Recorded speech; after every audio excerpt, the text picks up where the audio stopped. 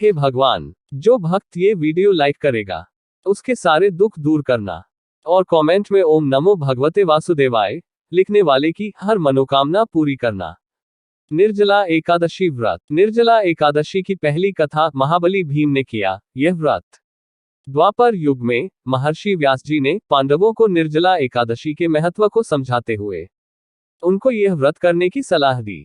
जब वेद व्यास जी ने धर्म, अर्थ, काम और मोक्ष देने वाली एकादशी व्रत का संकल्प कराया तो कुंती पुत्र भीम ने पूछा, हे देव, मेरे उदर में तो वृक नामक अग्नि है, उसे शांत रखने के लिए मुझे दिन में कई बार और बहुत अधिक भोजन करना पड़ता है, तो क्या मैं अपनी इस भूख के कारण पवित्र एकादशी व्रत से वंचित रह जाऊंगा?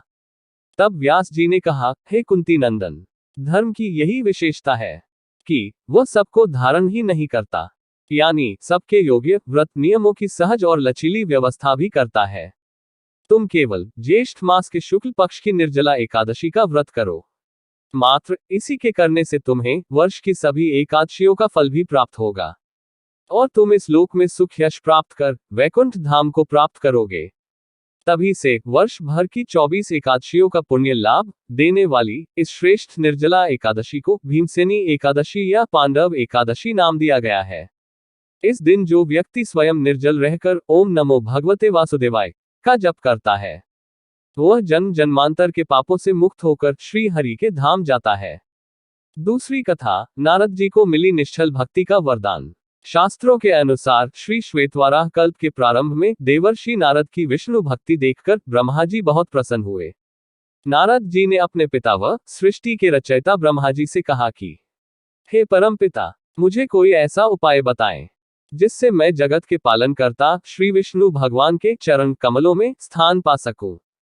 पुत्र नारद का नारायण प्रेम देखकर ब्रह्मा जी ने श्री विष्णु की प्रिय निर्जला एकादशी व्रत करने का सुझाव दिया। नारद जी ने प्रसन्नचित होकर पूर्ण निष्ठा से 1000 वर्ष तक निर्जल रहकर यह कठोर व्रत किया।